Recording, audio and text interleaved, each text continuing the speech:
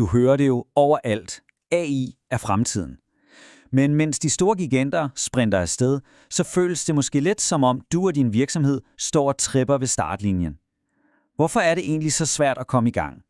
Her dykker vi ned i de helt reelle forhindringer, der holder små og mellemstore virksomheder tilbage fra at tage springet. 15,7 billioner dollars. Det er, hvad man forventer AI kommer til at tilføje til den globale økonomi inden 2030. Altså, det her er ikke bare en eller anden teknisk trend. Det er en økonomisk tidevandsbølge. Spørgsmålet er jo bare, om din virksomhed skal ride med på den bølge, eller om I risikerer at blive skyllet væk. For lige nu, der ser vi en kløft, der bare bliver dybere og dybere. På den ene side har vi jo de store koncerner, der pumper massive investeringer i AI og rykker med lynets hest.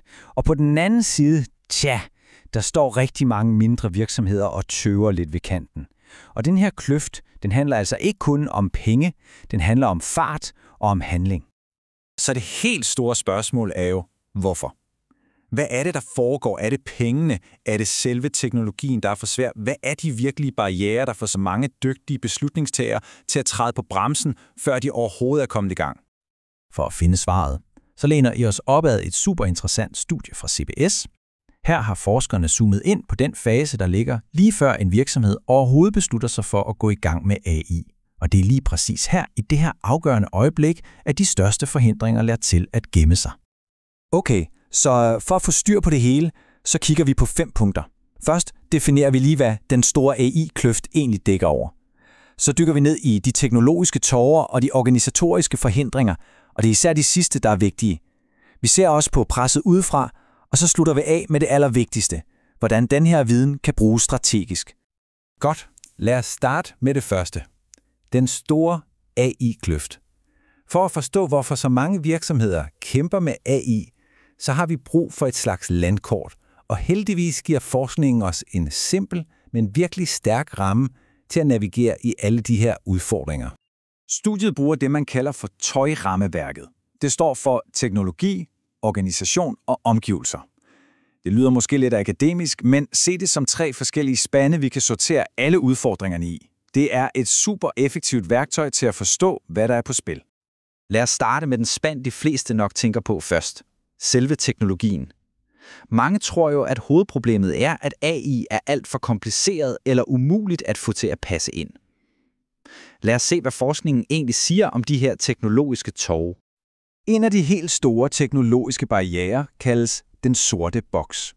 Du kender sikkert godt fornemmelsen. Man putter noget data ind i den ene ende af maskinen, og så kommer der et smart resultat ud i den anden. Men man aner simpelthen ikke, hvad der er sket inde i midten. Og hvad betyder det så i praksis for en virksomhedsejer? Jamen, det betyder, at teknologien virker overvældende kompleks. Det er jo næsten umuligt at stole på en anbefaling fra en AI, hvis man ikke kan få en logisk forklaring på, hvorfor den er nået frem til lige præcis den konklusion. Den mangel på gennemsigtighed skaber en kæmpe usikkerhed. Den næste store teknologiske udfordring handler om integration. For de færreste små og mellemstore virksomheder starter jo fra bunden. Man har jo allerede IT-systemer, processer og arbejdsgange, som måske ikke er topmoderne, men som har fungeret i årevis. Og det her, det er en helt reel hovedpine. En ny, fancy AI-løsning er jo fuldstændig værdiløs, hvis den ikke kan tale sammen med virksomhedens gamle økonomisystem. Den kan skabe total kaos, hvis den er i direkte modstrid med de manuelle processer, folk er vant til. Risikoen er, at man ender med at bruge mere tid på at fikse problemer, end man egentlig sparer. Okay, nu skal du høre godt efter. For nu bevæger vi os væk fra teknologien og over til det, som ifølge forskningen er den absolut største kilde til problemer. De organisatoriske forhindringer. Det handler altså ikke om bits og bytes, men om mennesker, processer og ressourcer. Alt det, der sker inden for virksomhedens egne 4 vægge. Og se lige her. Det her er måske studiets allervigtigste pointe. Når vi analyserer de største barrierer, så er det slet ikke teknologien, der fylder. Nej, langt de fleste af dem er organisatoriske. Problemet ligger altså sjældent i maskinen, men i den måde, vi arbejder på og de ressourcer, vi har. Den absolut største organisatoriske barriere, som gik igennem på tværs af samtlige undersøgte virksomheder, var mangel på AI-kompetence.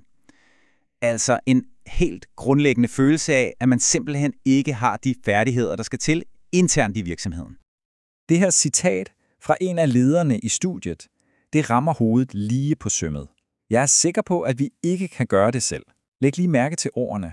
Det er ikke bare en mangel på viden, det er en mangel på selvtillid i forhold til, om man overhovedet er i stand til at håndtere et AI-projekt. Og oven i det kommer så 2 andre tæt forbundne barrierer, som er hverdag for enhver SMV. Konkurrerende prioriteter og økonomiske begrænsninger. Virkeligheden er jo, at den daglige drift altid kommer i første række. Man bruger sin tid på at slukke de ildebrande, der opstår her og nu. Budgetterne er stramme, og det betyder, at enhver investering skal kunne bevise sit værd, og helst ret hurtigt.